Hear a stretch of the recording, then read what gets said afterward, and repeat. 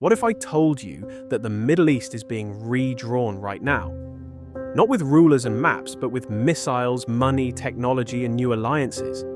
For decades, the region was shaped by oil, wars, and old rivalries.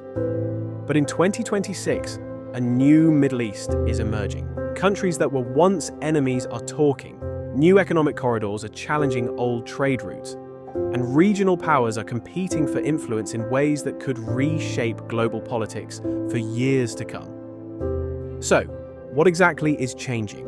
And who stands to win the future? For much of the last half-century, Middle Eastern politics revolved around a few key factors: oil wealth, security alliances, and long-standing conflicts. The region was often divided into competing camps. Some countries aligned closely with Western powers, while others pursued different strategic paths.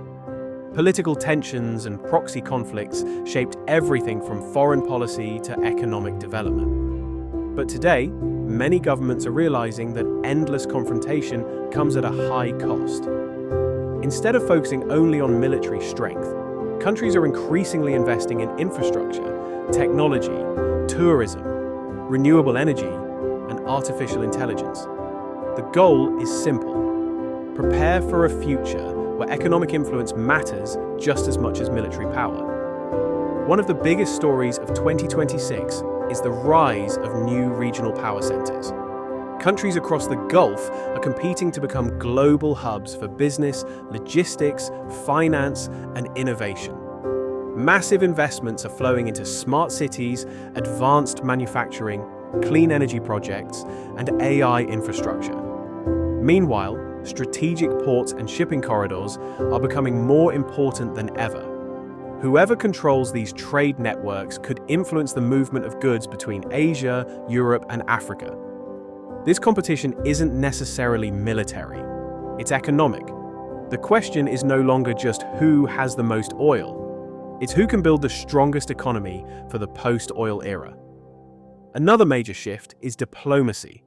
Across the region, countries are reassessing old rivalries and exploring new partnerships. Why? Because global power is changing. The growing influence of Asian economies, evolving security concerns, and the rise of emerging technologies are forcing governments to think differently. Many leaders now see economic cooperation as a strategic necessity. Trade agreements, infrastructure projects, and investment partnerships are increasingly becoming tools of geopolitical influence.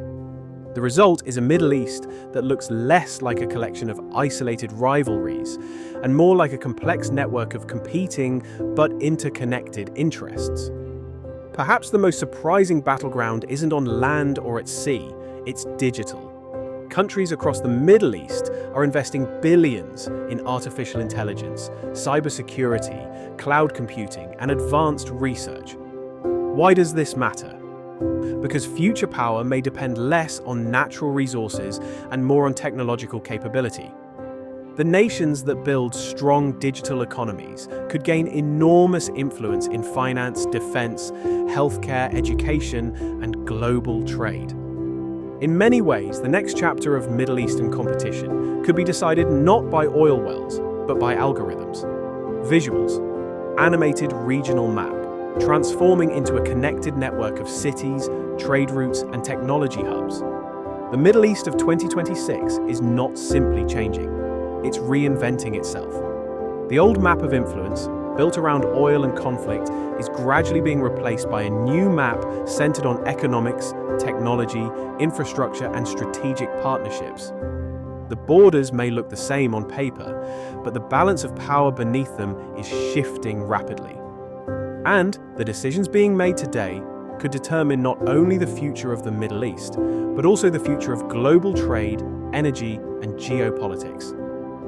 If you enjoyed this breakdown, don't forget to like, subscribe, and let us know in the comments. Which country do you think will have the greatest influence in the Middle East by 2030?